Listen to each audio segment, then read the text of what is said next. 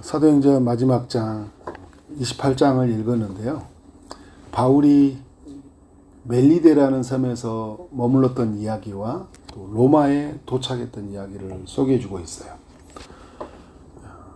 바울은 어디에 있든지 누구를 만나든지 다 복음의 대상이었다는 것을 알 수 있죠. 로마에 가서 복음을 전해야 되는데 로마에서만 복음을 전하는 것이 아니라 가는 여정에서 배에 탄 사람들, 또 이제 섬에서 정박해서 만나는 사람들, 모든 사람들이 복음의 대상이다라는 것을 우리가 알 수 있죠. 멜리데에서 특별한 사건이 일어났죠. 사람들이 이제 친절하게 맞이해 줬는데 독사가 이제 바울을 물었잖아요. 그런데 바울이 아무렇지도 않는 거예요. 그 사람들이 갖는 사고는 무슨 죄가 있으니까 누군가를 죽였는가 보다. 그러니까 독사에 물렸구나 이렇게 생각을 했는데 그런데 바울에게 아무 일도 일어나지 않는 거예요. 그래서 6절에 보면 바울을 누구라고 여깁니까? 신이라 여겼다고 그래요. 사도행전에서 이런 이야기들이 패턴이 많이 나오죠. 뭔가 특별한 일을 하니까 사람들의 반응이 신처럼 여기잖아요. 바울은 자기가 신이 아니라는 걸 알죠. 그래서 여러분 참된 신을 증거하러 왔잖아요. 그래서 오늘 이제 이 멜리데에 있는 사람들에게 이제 주님을 알리는데 7절에서 특별히 하나님이 이제 그 섬에서 가장 높은 사람 보블리오라는 사람을 붙여주시잖아요. 이 사람이 초대를 했어요. 그래서 친절하게 머무는 중에 바울이 이제 이 사람들과 있으면서 어떻게 하나님의 일하심이 있을까라고 막 기도를 했겠죠. 그러니까 이런 일이 일어난 것 같아요. 그러니까 그 보블리오의 부친 아버지가 열병과 이질에 누워 있는 걸 보고 저 사람 내가 기도해 줘야 되겠다. 그래서 여러분 하나님은 어떤 그 기회를 마련해 줘요. 아픈 사람이 있다든지 힘든 사람이 있다든지. 그래서 어떻게 합니까?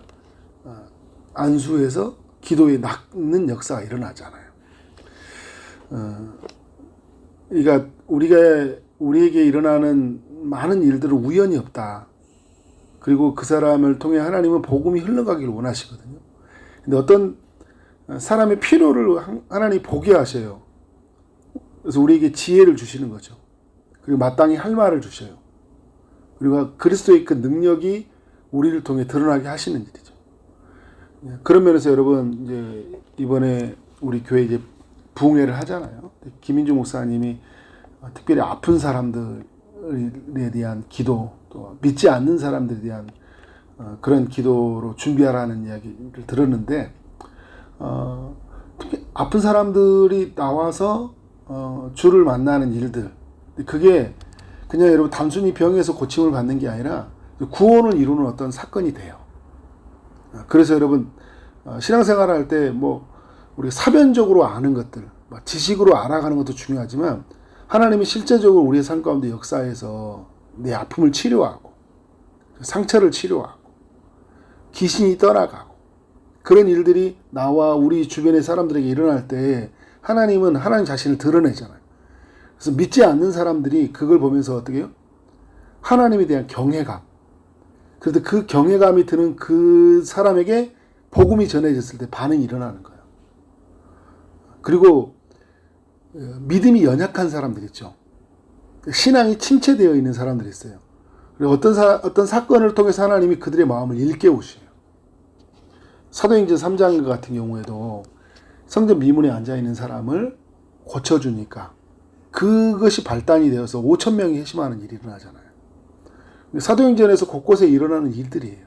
빌립보에서도 여러분 귀신을 쫓아내면서부터 그게 일이 일어났고 결국 감옥에 들어갔고 감옥에서 변화가 일어났고 그리고 빌립보의 교회가 탄생하는 거예요. 어떤 하나님의 일하심들이 있다라는 거죠. 그거를 여러분 그래서 누가 아프다 그러면 그걸 기회로 삼으세요. 하나님 앞에 나와. 하나님 앞에 기도해. 네 문제 해결할 수 없잖아. 안 믿는 사람 같은 경우는 어떻게 해요? 이번에 예를 들어서 부흥회 가자. 하나님 일하심을 한번 경험해 보자. 이렇게 이야기하면서 그를 어떻게 하는 거예요? 하나님께 인도하는 거예요. 그런 면에서 우리 모두가 이 말씀의 원리를 잘 따라갔으면 좋겠다라는 생각이 들어요. 바울이 이 섬에서 11절에 보면 석 달 후에 이 섬에 나갔다고 이야기하거든요. 3개월 동안 있었던 거예요. 3개월 동안 바울이 뭘 했을까요? 복음을 알렸겠죠. 복음을 가르쳤겠죠. 바울은 삶의 관심이 어디가 계속 복음이잖아요. 오늘 이후에 로마에서 여정을 보면 어떻게 해요? 자기에게 오는 사람을 다 영접하고 담대하게 하나님의 말씀을 가르치잖아요. 그 멜리데 섬에서는 좀 누워있고 쉬어있고 이렇게 보내지 않았을 것 같아요. 성경에 나오지 않았지만 바울은 충분히 이곳 속에서 복음으로 함께 교제했을 것이다 라는 거죠. 이후에 이제 바울이 로마에 도착을 하게 되는데 14절에 이와 같이 우리가 로마로 가니라. 그리고 이제 로마에 들어가니까 어떻게 합니까? 이 로마에 있는 사람들을 통해서 바울이 마음의 위로를 얻기도 하고 또 특별한 배려로 16절에 보면 한 군인과 함께 따로 있게 허락하더라. 감금의 상태는 있지만 감옥에 들어가 있지는 않다는 거예요. 지금 이 로마에 어떤 상태로 왔습니까? 제수의 몸으로 왔잖아요. 제수의 몸으로 왔지만 그 군인이 그 사람의 곁에 지키게 하고 어느 정도는 자유를 누리도록 해준 거예요. 그 자유란 게 뭡니까? 자기에게 옳은 사람들을 다 허락해 준 거예요. 만남의 교제들을. 이게 감사한 거죠. 또 복음을 전할 수 있는 기회가 되니까. 설령 로마의 감옥에 들어가도 바울은 거기 있는 사람들에게 복음을 전했을 거예요. 내가 어떤 환경이냐가 중요하지 않아요. 내가 어떤 삶을 사느냐 결단하는 것이 굉장히 중요한 거예요. 그러니까 우리는 이렇게 해주면 이렇게 하겠습니다라는 게 너무 강해요. 근데 하나님의 사람들은 어떤 각오였냐면 어떤 상황에도 나는 주님을 예배하겠습니다. 누구를 만나든 나는 복음을 알리겠습니다. 이게 굉장히 중요한 사고잖아요. 17절에 보니까 바울이 그 3일이 지나고 나서 3일밖에 지나지 않아요. 여러분 로마에서 와서 그 멜리데 섬에서 로마까지 오면 얼마나 피곤해요. 지치거든요. 사흘 후에 유대인 중 높은 사람들, 로마에 있는 사람들을 부른 거예요. 근데 이 사람들은 바울이 그 유대 땅에서 어떤 일이 일어난지도 몰라요. 그리고 바울을 잘 몰라요. 이것도 은혜죠. 그죠? 어떤 선입견이 없이 바울이 말한 소리만 들으니까. 그러니까 여러분 나에 대해서 어떤 선입견을 가지면 잘 못 들어요. 어떤 사람이 누군가 이렇게 설교하라고 말씀을 전하잖아요. 그러면 어떤 딱 선입견에 갇히잖아요. 그러면 잘 못 듣는 사람들이 있어요. 하나님 이것도 일하시며 로마에서. 근데 이 유대인들을 만나서 이제 자기가 자신이 왜 지금 제수의 몸으로 올 수밖에 없었는지, 자기는 죄가 없었는데 어떻게 내가 어떻게 해요? 가이사에게 상소해서 로마법에는 자기에 들어가지 않아요. 그런데 유대인들이 나를 반대하기로 그래 이거를 가이사에게 상소해서 가이사에게 문제를 해결하려고 이곳에서 왔다. 그리고 이제 이스라엘의 소망으로 말미암아 내가 이 세상에 메엄바 되었느니라 라고 이야기를 하고 있어요. 결국 바울은 지금 이 로마에 와서 자기 동족을 깨우려고 하거든요. 자기 동족을 깨우려고 하는데 이 피에 대하여 22절에 어디서든 반대하면서부터 이제 예수 그리스도가 누구인지 이스라엘의 소망, 그들의 이스라엘이 기다렸던 그 메시아 예수 그리스도에 대한 그 복음을 전하는데 23절 이하를 보니까 날짜를 정하고 그 유숙하는 집에 이제 바울이 그들과 만남을 갖죠. 근데 그들이 많이 찾아와요. 이것도 은혜죠. 23절에 보면. 근데 바울이 어떻게 합니까? 자식에게 찾아오는 사람에게 아침부터 저녁까지 강론해요. 그냥 잠깐 만나고 헤어지는 게 아니라 아침부터 저녁까지 하나님 나라를 증거하고 모세와 율법과 선지자의 말을 가지고, 그러니까 구약 성경을 가지고 예수에 대해서 증거한 거예요. 성경으로 가서 성경에서 누구를 만나게 하는 거예요? 예수를 만나게 하는 거예요. 근데 그 말을 믿는 사람도 있고 믿지 않는 사람도 있다. 근데 여러분 이 바울이 그러면서 그 이사야 선지자의 이야기를 꺼내면서 듣기는 들어도 깨닫지 못하고 보기는 보아도 도무지 알지 못하는 이사야 성경의 말씀을 가지고 지금에 있는 상황을 해석하는 거예요. 그래서 바울이 굉장히 자유하죠. 나에게 찾아오는 사람에게 힘써 복음을 증거했어요. 그런데 반응이 달라요. 그래서 인간적인 마음을 가지면 내가 아침부터 저녁까지 이렇게 수고했는데 깨닫지를 못하냐 화가 날 수 있잖아요. 저 같으면 좀 그렇게 많이 그런 성향이 그렇게 해요. 근데 바울은 말씀으로 해석하는 거예요. 듣기는 들어도 듣지 못하고 보기는 보아도 보지 못하는구나. 말씀대로 사람들이 이렇게 반응을 하는구나. 말씀에 붙잡혀 있으면 어떻게 해요?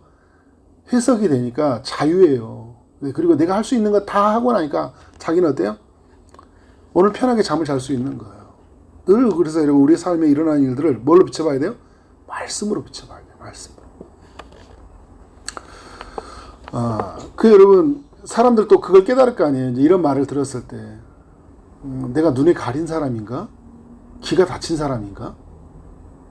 전하는 사람은 내가 전했기 때문에 거기에 자유가 있지만 듣는 사람은 어떻게 해요? 내가 왜 말씀을 못 듣지? 우리도 마찬가지예요, 여러분. 그렇게 교회를 다녔는데 나 왜 못 들을까? 말씀을. 왜 귀로 깨닫지 못할까? 내 안에서 뭐가 나를 이렇게 하나님의 말씀을 뚫지 못할까? 내 심령에 깊이 터치하지 못하도록 뭔가 이렇게 나를 막는 것일까? 마가복음 4장처럼 나는 돌밭인가? 가시밭은 아닌가? 길가밭은 아닌가? 하나님 예수님 만나면 좋은 밭이 된다고 했는데 말씀이 뿌려지면 30배, 60배, 100배의 열매를 맺는다고 그랬거든요. 예수 믿으면 여러분 우리의 심령이 거듭나서 우리의 굳어진 마음이 부드러워지고 우린 좋은 땅이 되거든요. 근데 왜 나는 이렇게 말씀이 뚫고 오지 못하는 걸까? 내가 주님을 못 만난 건 아닐까? 그러면 주님을 만나는데 왜 못 만났을까? 내가 겸손하지 못하게 하나님의 말씀을 받아들이지 못하는 거 아닌가? 나를 완전히 비워야 되는데 제가 주일날 D.L. 무디 목사님이 말한 것처럼 말씀이 나를 붙잡아 가라 했잖아요. 말씀이 나를 붙잡아 가려고 하면 겸손해야 되거든요. 나를 철저하게 비워야 되거든요. 비워야지 채워지잖아요. 내가 무너져야지 하나님이 나를 세워주잖아요. 근데 내가 내 성이 있고 내 고집이 있고 내가 듣고 싶은 말만 들으려고 하니까 전혀 하나님 말씀이 뚫고 오지는 못하잖아요. 바울이 전해지는 복음을 들었을 때 어떤 사람을 믿었던 건 뭐냐면 자기를 완전히 비워버린 거예요. 말씀으로 자기 삶을 세워버리는 거니까. 믿는 역사가 있는데 그 유대교 전에 있었던 생각에 완전히 붙잡혀 있는 사람들은 어떻게 해요? 들어오지는 못하는 거예요. 그래서 내가 그 이사야 예언에 말하는 것처럼 그런 사람들이구나. 근데 그 다음부터 어떻게 해요? 울어야죠.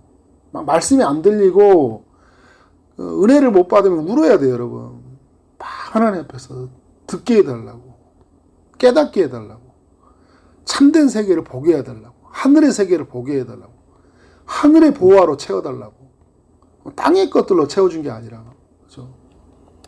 근데 바울은요, 이 영적인 그 고집이라 하면 고집이고 그 삶 안에 가지고 있는 마음이 있어요. 어떤 거냐면 돌아올 때까지 증거하라는 거예요.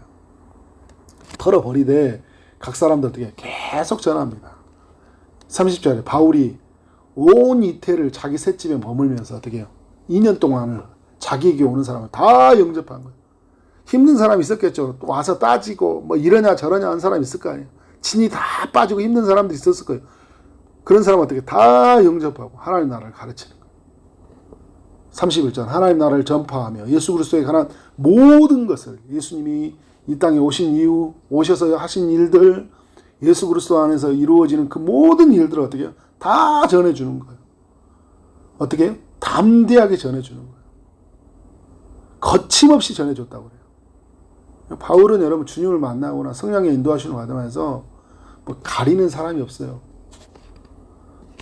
그리고 어떤 상황에서 이렇게 막 자기 자신이 두려워서 거기 한계에 갇혀가지고 나 못해 이런 게 아니라 그냥 거침없이 바울의 삶을 보면 이미 자기 생명을 하나님께 이미 드린 것 같아요. 예수를 만나고 복음으로 충만해진 순간 자기는 죽고 누구만 있는 거예요? 예수만 있습니다. 죽어도 나는 천국이고 어때요? 살아주시면 복음을 알리면서 그 복음 안에 주신 그 천국을 누리는 거예요. 거침없이 담대하게 전하는 사람들. 이러한 바울의 이야기를 이 시대가 남겨야 된다. 28장은 여러분 결론 없이 끝나잖아요. 바울은 이후에 순교를 맞이하거든요. 그러나 여러분 우리에게 있는 이 미완결로 끝나는 28장의 이야기는 우리 독자들로 하여금 바울이 어떻게 됐을까라는 상상력을 주는 게 아니라 이제 그 다음의 이야기를 누가 써야 된다는 거예요? 우리가 써야 된다는 거예요. 그래서 여러분 믿음의 사람들이 그렇게 외쳤던 액치 29, 사도행전 29장의 이야기를 이제 네가 써라는 거잖아요. 우리는 이제 어떻게 해야 돼요? 어떤 사람을 만나든지 오늘 말씀에 28장 말하는 거죠. 복음의 기회로 삼고 우리에게 오는 사람은 다 영접하고 하나님의 나라를 알려주는 거예요. 필요한 말을 주시는 하나님을 믿는 거예요. 하나님이 능력을 예수 그리스도의 이름으로 능력을 행하실 것을 믿는 거예요. 담대하게 거침없이 전하는 거예요. 우리는 거기까지 사는 거예요. 그리고 그 다음에 일은 누가 하시는 거예요? 하나님이 하시는 거예요. 우리가 하는 일이 무엇인지를 보여주고 있는 거예요. 예수 믿는 사람들은 해야 되는 일이 무엇인지. 근데 28장에 비춰봐야 되는 거예요. 나는 이런 삶 가운데 같이 함께 있는 것인가? 29장의 이야기를 써내려가고 있는 것인가? 언제까지요? 주님이 만나는 그날까지. 그리고 우리 믿음의 후손들에게 뭘 보여주는 거예요? 다시 그 바톤을 넘겨주는 거예요. 나는 29장의 이야기를 써내려갔다. 우리 사랑하는 우리 자녀들에게, 다음 세대에게 너는 30장의 이야기를 써내려갔으면 좋겠다. 엄마는, 아빠는, 나는 29장의 이야기를 써내려갈게. 그런 믿음의 이야기를 남기는 우리 모두가 되어지기를 주님 이름으로 축원합니다. 네, 기도하도록 하겠습니다. 하나님 감사합니다. 사도행전 28장까지 이야기를 살펴보게 하시니 감사합니다. 사도들의 행진, 성령님과 함께하고 기도하면서 그 예수로 충만하고 그 예수 그리스도를 알렸던 그 이야기를 듣게 하시니 감사합니다. 하나님, 우리가 이제 알리는 이야기로 나가길 원합니다. 우리가 써내려가길 원합니다. 우리를 통해서 주님이 드러나는 그런 이야기들이 풍성하게 남겨지도록 인도하여 주옵소서. 우리에게 오는 사람은 다 영접하게 하시고 또 누구를 만나든지 어디를 가든지 예수 그리스도를 전파하는 삶을 살아가는 삶이 되게 하여 주옵소서. 거침없이 담대하게 주를 알리는 삶이 되게 하여 주옵소서. 살아도 주를 위해서 살게 하시고 죽어도 주를 위해서 죽는, 그래서 우리 모든 삶이 정말 살아 죽으나 정말 우리 모든 삶이 하나님의 것이라는 것을 알고 그렇게 믿음으로 살아가는 삶이 되게 하여 주옵소서. 오늘 또 사도행전 29장의 이야기를 써내려가기를 소원하는 사랑하는 모든 이들을 축복하여 주옵소서. 오늘 또 기도하며 나가는 모든 심령들 제목이 함께하여 주시고 주님이 응답하여 주실 줄 믿사옵고 예수 그리스도 이름으로 기도를 쌓옵나이다. 아멘.